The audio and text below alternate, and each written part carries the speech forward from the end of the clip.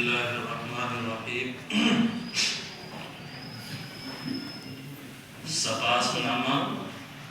بموقع استقبالیہ programme Jamia Nasir Uloom can't مراد آباد 20 دسمبر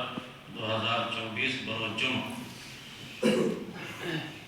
بخدمت ولی کامل عارف باللہ حضرت اقدس مولانا مفتی عبدالرحمن صاحب دامت برکاتہم العالیہ، خلیفہ اجل سید الاولیاء حضرت سید احمد شاہ صاحب علیہ الرحمہ و صدر جمعیت علماء اتر پردیش و ناظم اعلیٰ مدرسہ انصار العلوم نوراما امروہہ یوپی۔ حضرات گرامی، سب سے پہلے ہم خدام جامعہ ناصر العلوم کانٹ حمد و ثنا کے پھول نچھاور کرتے ہیں اس اللہ تبارک و تعالیٰ کی بارگاہ میں جو تمام جہانوں کا پالنہار ہے،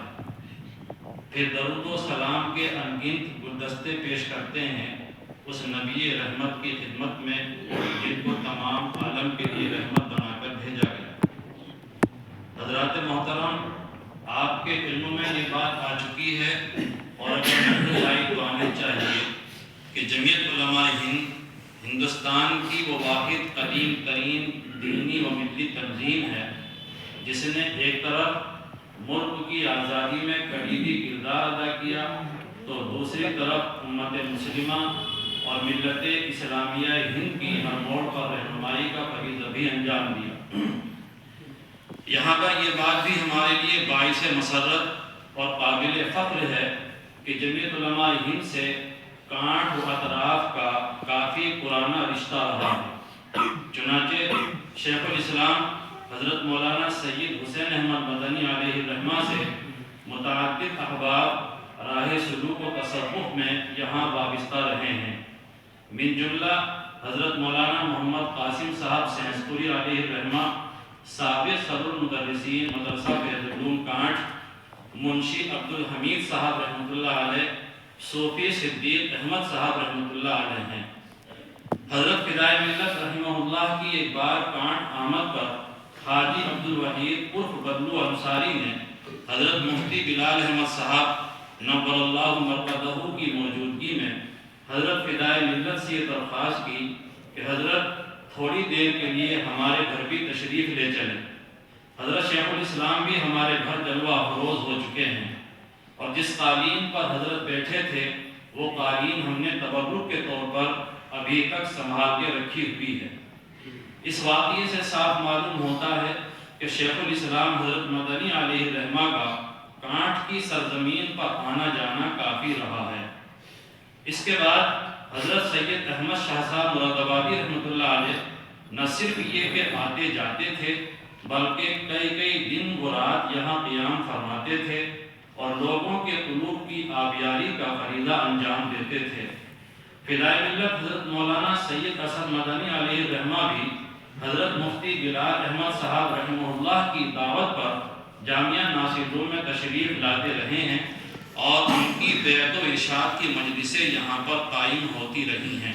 پھر حضرت مفتی بلال احمد صاحب رحمۃ اللہ علیہ نے نہ صرف کانٹ بلکہ اس علاقے کو خوب فیضیاب و سیراب کیا اور گھر و در جا کر جمعیت علماء کو متعارف کرانے میں اہم رول ادا کیا۔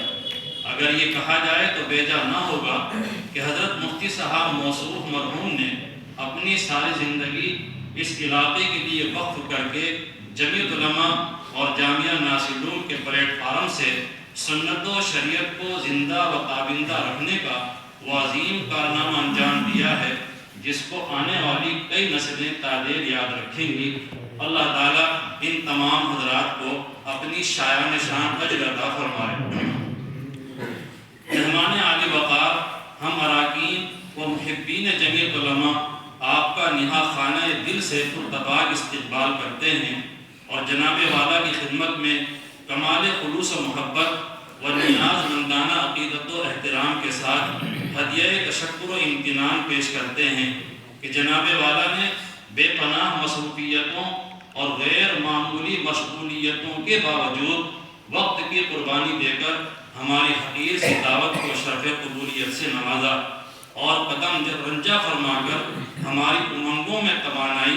ہمتوں میں بلندی بخشی اور ہماری حوصلہ افزائی فرمائی۔